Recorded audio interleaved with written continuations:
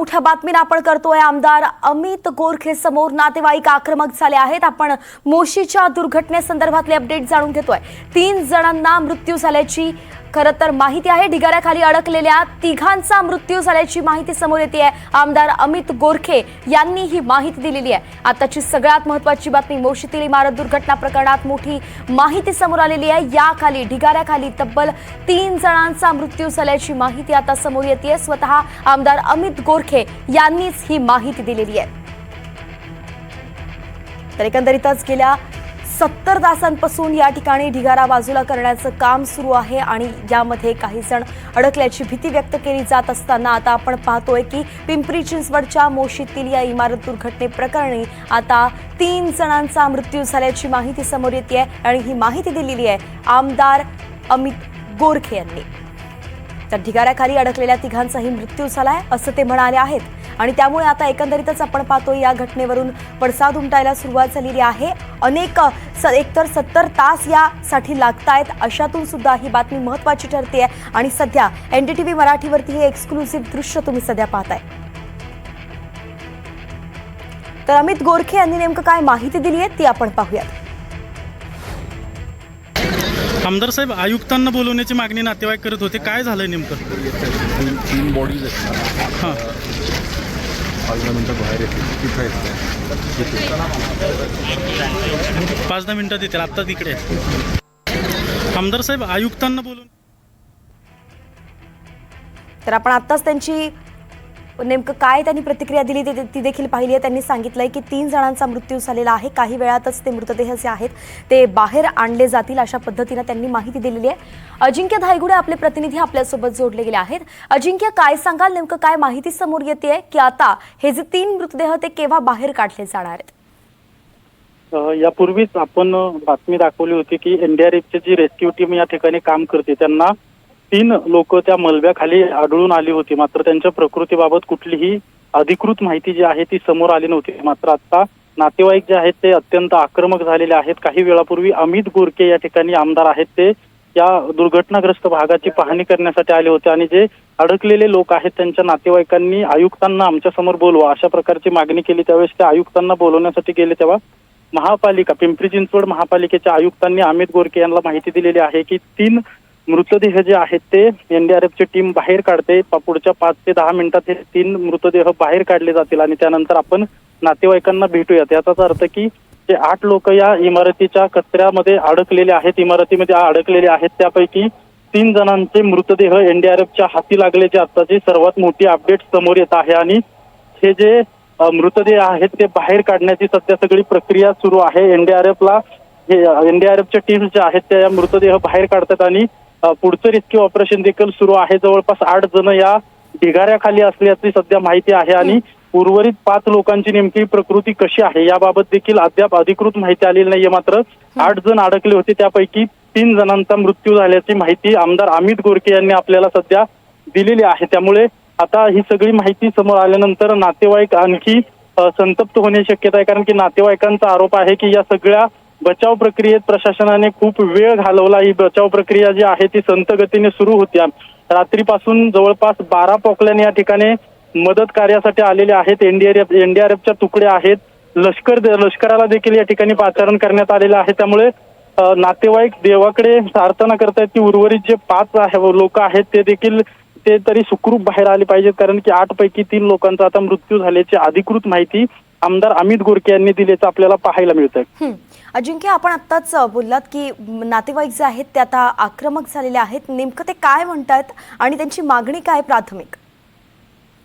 खरं तर आपण यापूर्वी देखील पाहिलेलं आहे की काही जे अडकलेले लोक आहेत त्यांचे लग्न जे आता 1-2 महिन्यापूर्वी लग्न झाल्याचं नातेवाईक सांगतायत। लहान लहान मुलं आहेत लोकांची, अडकलेल्या नागरिकांची, त्याच्यामुळे सगळे नातेवाईक संतप्त आहेत। 4 दिवसापासून आत्ताच एक आई अमित गोरखेंसमोर सांगत होती की मी 4 दिवसांपासून पाणी प्यायलेलं नाहीये, माझ्या मुलाला या ठिकाणावरून सुखरूप बाहेर काढा अशा प्रकारची विनंती जी आहे ती नेत्यांना आता या ठिकाणी नातेवाईक करतायत। आता पुढे जे 5 जण आणखी अडकलेले आहेत त्यांच्या प्रकृतीबाबत काय पुढे अपडेट येते हे पाहणं सध्या महत्त्वाचं असणार आहे। मात्र हा जो कचरा डेपो आहे मोशीला, या परिसरात आता नातेवाईकांची संख्या वाढू लागलेली आहे. अनेक नातेवाईकांना गेटच्या आतमध्ये सोडलं जात नाही, ते गेटवर बसून आहेत. राज्यभरातून जे अडकलेल्या व्यक्तींचे पाहुणे आहेत ते देखील या ठिकाणी आता यायला लागलेले आहेत. त्यामुळे पोलीस प्रशासनासमोर देखील मोठा पेच निर्माण झालेला आहे. हा संध्याकाळपर्यंत जे 8 लोक अडकलेले आहेत त्या सर्वांना बाहेर काढलं जाईल असं देखील महापौरांकडून सांगण्यात आलेलं आहे. 5 ते 6 दरम्यान 6 वाजेपर्यंत सर्वांना बाहेर काढलं जाईल असं काही वेळापूर्वी महापौरांनी देखील सांगितल्याचं आपल्याला पाहायला मिळतं. त्यामुळे NDRF कडून ही सगळी जी रेस्क्यू ऑपरेशन आहे ते हाताळलं जाते. कारण की जर व्हायब्रेटर किंवा मोठ्या मशिनी त्या ठिकाणी वापरल्या तर ती इमारत ढासळण्याची शक्यता आहे. आधीच इमारत ढासळलेली आहे, मात्र स्लॅबच्या खाली जी लोक आहेत त्यांच्या अजिंक्य, आपण असंच आपल्याकडनं माहिती घेत राहू, तुर्तास थांबवते कारण की आपल्यासोबत पिंपरीचे महापौर जोडले गेले आहेत. रवी लांडगे आपल्यासोबत जोडले गेले आहे. रवीजी, आपण ही सगळी सध्या घटना पाहतोय. 70 तास उलटून गेलेले आहेत आणि तरी सुद्धा अजूनही 5 जण आतमध्ये अडकल्याची माहिती मिळते. आपल्याकडे काय सविस्तर माहिती या संदर्भातली? इतका वेळ कसा लागतोय? मी आता त्या घटनास्थळीच होतो. खूप मोठी दुर्दैवी घटना घडलेली आहे. परंतु जशी घटना घडली त्या दिवसापासून बचाव कार्य जलद गतीने चालू आहे. परंतु बचाव कार्य करण्याची काही पद्धत असती, ते पद्धतीनुसार बचाव कार्य केलेलं आहे. कचराचा जो मोठा मलबा होता, डोंगर होता, तो आधी बाजूला काढला. त्यामध्ये 2 दिवस गेले. सुदैवाने पाऊस नव्हता म्हणून ते शक्य झालं. आणि काल रात्रीपासून आपण ज्या बिल्डिंग मध्ये लोक अडकलेत ती बिल्डिंग क्रश करायला चालू केलंय. रात्री 2 स्लॅब क्रश झाले. शेवटचा स्लॅब जो उरलाय तो आता क्रश करण्याचं काम चालू आहे. आता 2-3 तासात सर्व चित्र आपल्या समोर येईल. रवीजी, आताच आपल्या NDTV मराठीशी बोलताना तिथले जे अमित गोरखे आहेत त्यांनी माहिती दिली आहे की 3 जण दगावले आहेत. आपल्याकडे या संदर्भातली माहिती आहे का? हो, आता मी तिथं होतो तेव्हा 3 जण दिसत होते. मी लवकरात लवकर त्यांना बाहेर काढून नागरिकांना सोपवा अशा सूचना अधिकाऱ्यांना दिल्यात. ते आता त्यांना बाहेर काढण्याचं काम चालू असेल. पण ते मृत आहेत का जिवंत आहेत याबाबतची माहिती मला नाहीये, कारण मी आता तिथे नाही. अच्छा. आणि मग उर्वरित जे 5 जण सध्या अडकल्याचं कळतंय तर त्यांच्या संदर्भात काहीतरी माहिती हाती आली आहे का?